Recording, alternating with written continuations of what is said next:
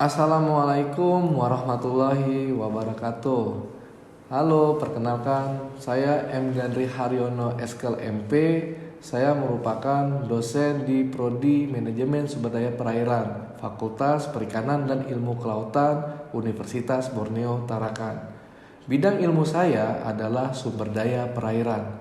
Saya telah menyelesaikan pendidikan S1 dengan program studi ilmu kelautan di Universitas Sriwijaya dan menyelesaikan S2 dengan program studi budidaya perairan di Universitas Brawijaya Malang. Selama menjadi dosen, saya telah mengampu beberapa mata kuliah.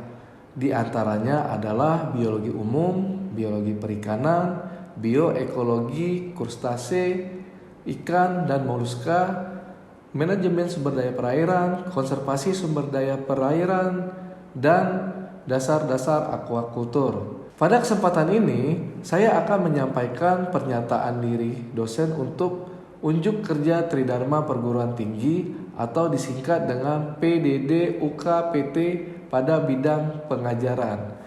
Mata kuliah yang akan disampaikan pada PDD UKPT bidang pengajaran ini adalah mata kuliah Biologi Perikanan.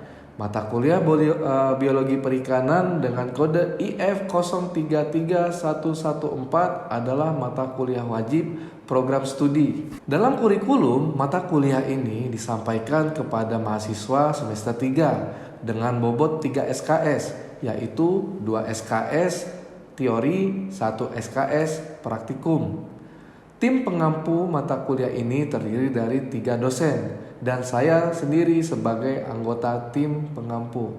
Dalam dokumen kurikulum program studi telah ditetapkan sejumlah capaian pembelajaran lulusan yang mencakup aspek sikap, keterampilan umum, keterampilan khusus, dan pengetahuan.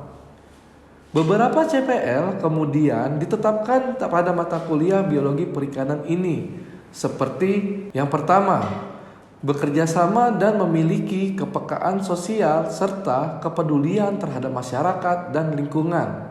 Kedua, menunjukkan sikap tanggung jawab atas pekerjaan di bidang keahlian secara mandiri. Tiga, menguasai konsep teoritis bidang kebudidayaan perairan berbasis ekologi laut tropis. 4. Mampu menerapkan pemikiran logis, kritis, sistematis, dan inovatif, bermutu dan terukur dalam melakukan pekerjaan. 5. Mampu mengkaji kasus yang sesuai dengan penerapan ilmu pengetahuan dan teknologi. Pada setiap mata kuliah telah disusun RPS, yaitu rencana pembelajaran semester, yang di dalam RPS tersebut terdapat capaian pembelajaran mata kuliah atau CPMK.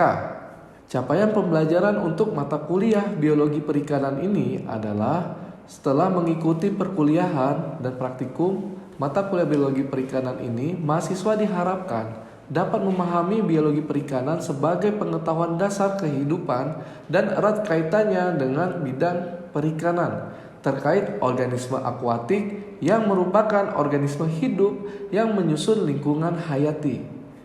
Deskripsi mata kuliah biologi perikanan adalah mata kuliah ini membekali mahasiswa dengan pengetahuan, kemampuan memahami komposisi biologi sebagai pengetahuan dasar kehidupan dan erat kaitannya dalam bidang perikanan terkait organisme akuatik yang merupakan organisme hidup penyusun lingkungan hayati.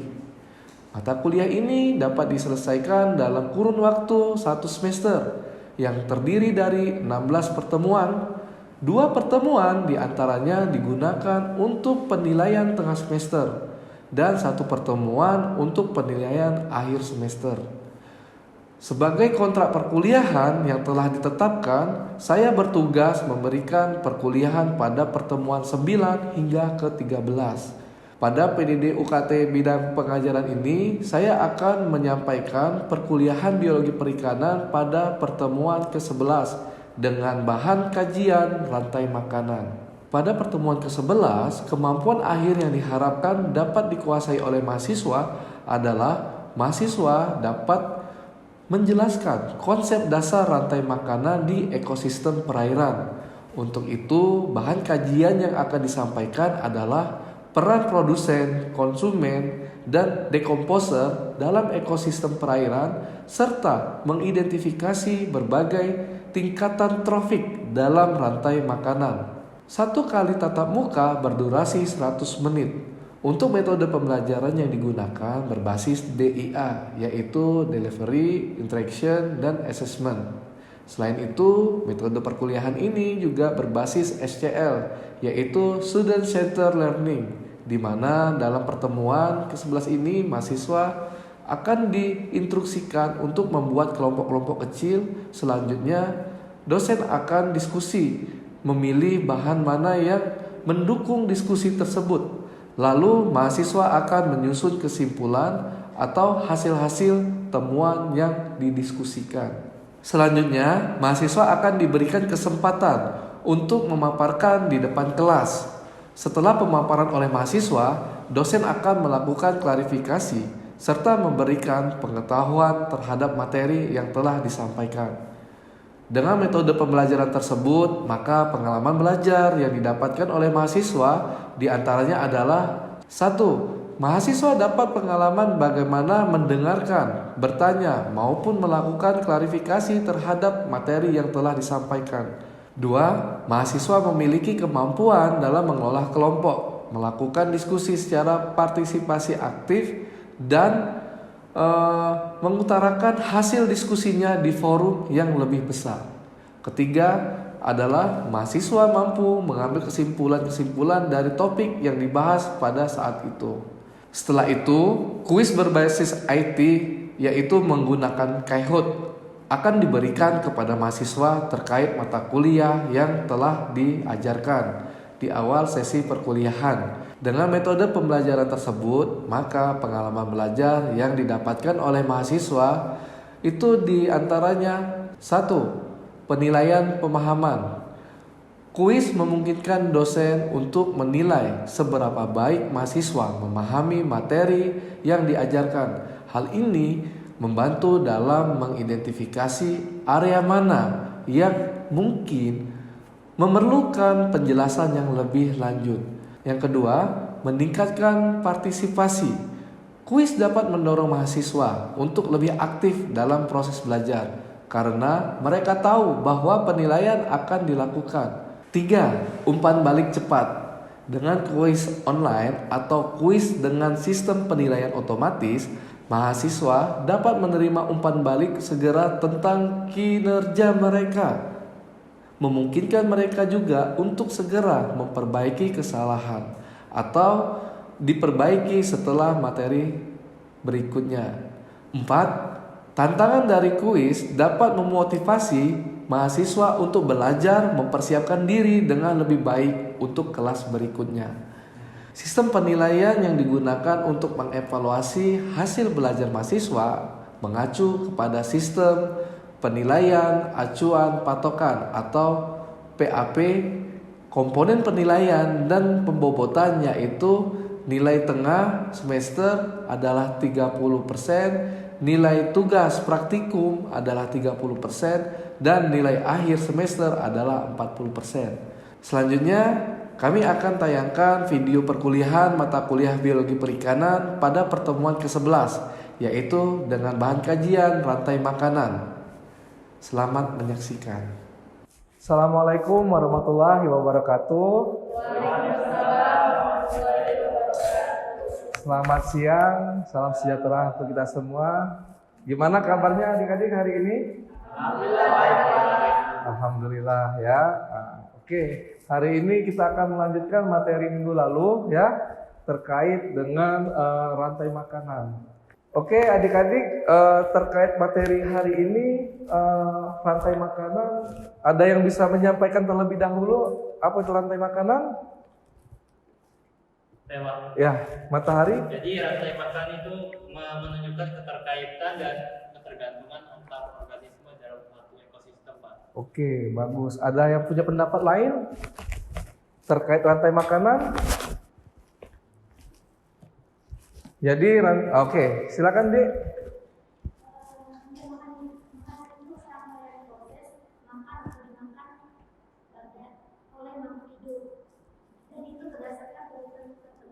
Oke, bagus ya. Jadi rantai makanan itu adalah suatu kegiatan makan-memakan ya yang dilakukan di suatu ekosistem ya.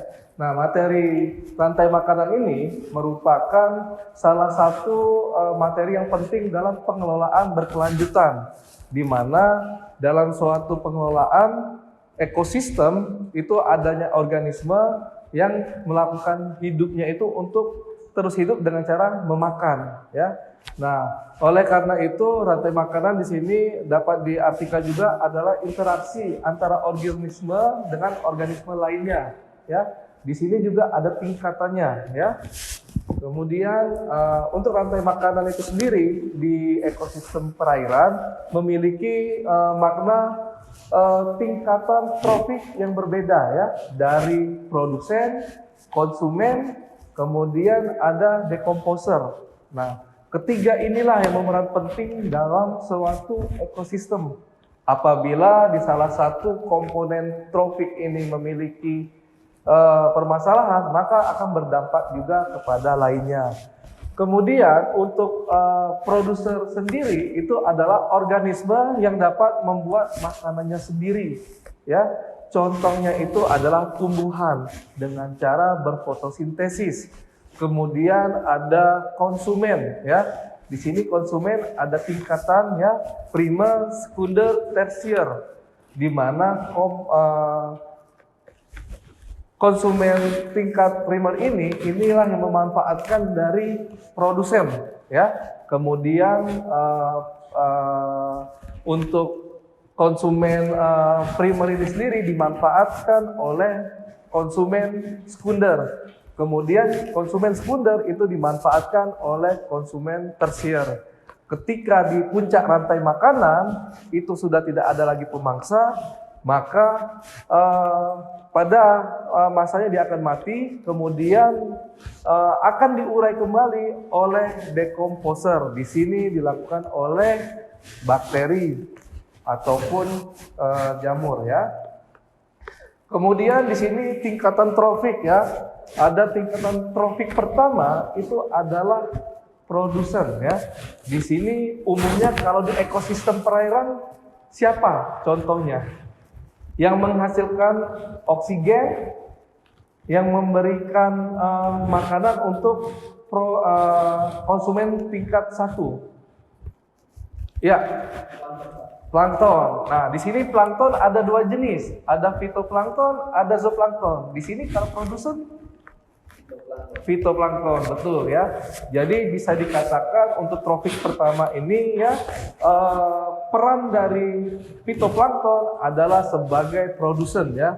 Kemudian organisme inilah yang memberikan makanan ataupun sumber oksigen yang ada di perairan. Kemudian ada trofik yang kedua, yaitu adalah konsumen primer atau trofik yang kedua ya. Itu adalah yang memanfaatkan dari produsen itu sendiri, yaitu apa golongannya kalau konsumen tingkat 1? Contohnya yang memanfaatkan fitoplankton. Ya, zooplankton ya. Jadi zooplankton lah yang memanfaatkan dari fitoplankton ini. Kemudian ada lagi beberapa organisme ya yang memanfaatkan. Jadi ada zooplankton, ada ikan-ikan kecil ya, ada juga krustase ya. Jadi itu tergolong dalam konsumen tingkat 1 ya. Kemudian untuk trofik berikutnya itu adalah konsumen sekunder ya, di mana di sini adalah yang memanfaatkan dari konsumen tingkat 1 tadi. Nah, di sini adalah jenis-jenisnya bisa ikan-ikan ya, di mana plankton, jenis-jenis krustase itu dimakan oleh konsumen tingkat 2. Siapa di sini contohnya? Ikan-ikan ya. Kemudian ikan-ikan kecil ini kemudian nanti akan dimanfaatkan oleh trofik berikutnya, yaitu konsumen tersier. Itu biasanya itu sudah puncak rantai makanan, di mana contohnya apa nih kalau puncak rantai makanan di ekosistem perairan yang memakan ikan-ikan ini tadi? Bisa ikan hiu ya, kemudian ada ikan paus ya. Nah, ini adalah puncak dari rantai makanan. Kemudian, nah sampai sini ada yang mau ditanyakan terkait rantai makanan? Silakan kalau ada yang mau menyampaikan pendapat. Tidak ada? Ya, silakan Suryana. Baik, izin bertanya Pak, apakah dampak aktivitas manusia terhadap rantai makanan? Baik, pertanyaannya sangat baik sekali ya. Dampak aktivitas manusia terhadap rantai makanan. Nah, rantai makanan ini kan ada di suatu ekosistem perairan. Nah, aktivitas dari manusia tak kala itu akan memberikan dampak. Contohnya apa? Limbah ya. Limbah dari rumah tangga. Itu yang mana nanti akan membuat suatu polusi atau suatu toksisitas ya di suatu perairan, sehingga akan berdampak ke bisa ke produsen. Kalau dampaknya ke produsen, artinya di sini konsumen tingkat 1 tidak akan mendapatkan makanan. Kenapa? Ternyata produsennya terganggu di sini populasinya. Dampaknya apa? Sehingga konsumen tingkat 1 juga tidak akan mendapatkan makanan. Nah, artinya kalau seandainya dalam suatu ekosistem itu terdapat permasalahan yang diakibatkan oleh manusia, aktivitas manusia seperti limbah rumah tangga, adanya aktivitas industri, kemudian adanya juga kalau itu secara aktivitas manusia, kerusakan rantai makanan ini juga bisa disebabkan oleh aktivitas alami. Baik, untuk selanjutnya kita akan masuk sesi diskusi ya. Di sini saya akan membagi kalian menjadi 3 kelompok ya. Dengan tugas diskusinya yang pertama adalah identifikasi produsen dan konsumen di ekosistem perairan. Kelompok 2 terkait interaksi dalam jaring-jaring makanan terhadap ekosistem perairan. Kelompok 3 adalah dampak gangguan dari rantai makanan. Silahkan adik-adik mahasiswa membagi 3 kelompok. Oke, silahkan adik-adik diskusikan tugas yang saya berikan. Nanti masing-masing kelompok akan memaparkan hasil diskusinya. Ambil diskusinya. Oh sudah. Oh langsung aja ya. Oke, waktunya sudah selesai untuk diskusi. Masing-masing kelompok dimulai dari kelompok 1 untuk menyampaikan hasil diskusinya. Baik, terima kasih Pak. Kami dari kelompok 1 ingin menyampaikan hasil diskusi kami. Yang pertama itu identifikasi dan deskripsikan produsen utama di ekosistem perairan. Produsen utama di ekosistem perairan yaitu fitoplankton. Fitoplankton yaitu mikroorganisme tumbuhan yang mengapung di kolom air. Mereka melakukan fotosintesis dan menjadi dasar dan rantai makanan di ekosistem perairan. Yang kedua itu alga atau tumbuhan air yang dapat ditemukan di berbagai jenis perairan, termasuk laut, danau, dan sungai. Alga juga melakukan fotosintesis dan berfungsi sebagai sumber makanan bagi banyak organisme. Yang ketiga tumbuhan air yang hidup di dalam atau di sekitar perairan seperti ganggang dan eceng gondok. Mereka juga melakukan fotosintesis dan menyediakan energi bagi organisme lain dalam ekosistem. Deskripsi, produsen utama ini memainkan peran penting dalam mengkonversi energi matahari menjadi energi kimia melalui fotosintesis. Energi ini kemudian digunakan oleh konsumen di tingkat trofik yang lebih tinggi. Yang kedua, jelaskan peran produsen dalam rantai makanan. Peran produsen dalam rantai makanan yaitu sumber energi atau produsen seperti fitoplankton, alga, dan tumbuhan air. Memproduksi energi melalui fotosintesis, mereka mengubah energi matahari menjadi glukosa dan oksigen yang merupakan dasar dari rantai makanan. Demikianlah hasil diskusi kami. Saya ucapkan terima kasih. Tepuk tangan untuk kelompok 1. Baik ya, penyampaian dari kelompok 1 cukup jelas ya. Selanjutnya dari kelompok 2 atau 3 yang mau terlebih dahulu menyampaikan. Ya, kelompok 3. Silakan Matahari. Baik Pak, saya akan menyampaikan hasil diskusi kami.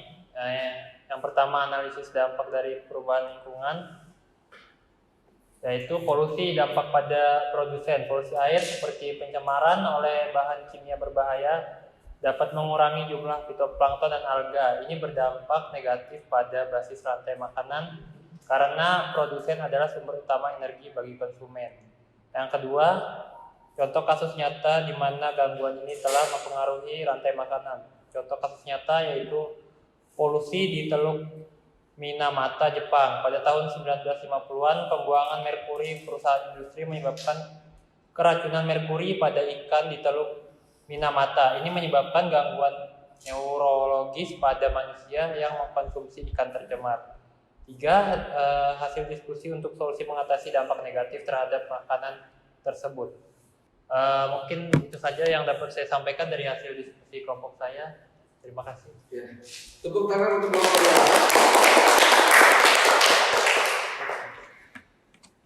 2. Ya, selanjutnya kelompok terakhir bisa disampaikan hasilnya. Baiklah, terima kasih atas kesempatan yang telah diberikan. Di sini saya akan menyampaikan tentang hasil diskusi kelompok kami. Di mana yang pertama itu ada 5 organisme pada setiap tingkat trofik makanan di ekosistem laut dan air tawar. Ekosistem laut ada produsen, konsumen primer, konsumen sekunder, dan konsumen tersier. Sedangkan kalau di ekosistem air tawar ada produsen, konsumen primer, konsumen sekunder, dan konsumen tersier. Yang kedua yaitu interaksi dalam jaring-jaring makanan. Ada predasi, kompetisi, mutualisme, komensalisme, dan parasitisme. Terus yang ketiga yaitu contoh spesifik dari predator mangsa dan hubungan simbiosis di ekosistem perairan. Kalau contoh predator dan mangsa itu di laut, predatornya itu hiu, sedangkan mangsanya itu ikan kecil atau sarden. Kalau di air tawar, predatornya buaya, mangsanya ikan besar atau arapaima. Sedangkan kalau contoh hubungan simbiosis mutualisme di laut, yaitu ikan badut dan anemon laut. Di air tawar, udang pembersih dan ikan. Sedangkan kalau hubungan komensalisme di laut itu ada remora dan hiu. Di air tawar ada siput yang menempel pada tanaman air untuk mendapatkan transportasi. Sedangkan kalau hubungan parasitisme di laut itu ada isopod parasit pada ikan, sedangkan air tawar ada cacing parasit pada ikan air tawar. Baiklah, sekian dari hasil diskusi kami. Terima kasih. Baik, tepuk tangan. Baik, untuk hasil diskusinya sangat luar biasa ya. Jadi sudah banyak tambahan ya ilmu yang bisa kita sama-sama dengarkan. Untuk evaluasi pembelajaran hari ini, maka saya akan memberikan kuis ya. Silakan adik-adik mahasiswa membuka link Kahoot-nya ya. Kemudian masukkan kode PIN ini untuk pengerjaan kuis untuk materi hari ini. Jadi kalian bisa masukkan PIN-nya ya, sehingga nanti akan ada soal. Apakah semua sudah masuk? Sudah ya? Silahkan dikerjakan. Masukkan PIN-nya.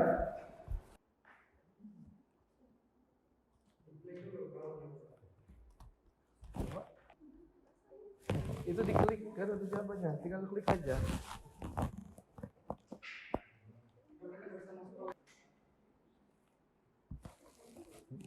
Apa ya?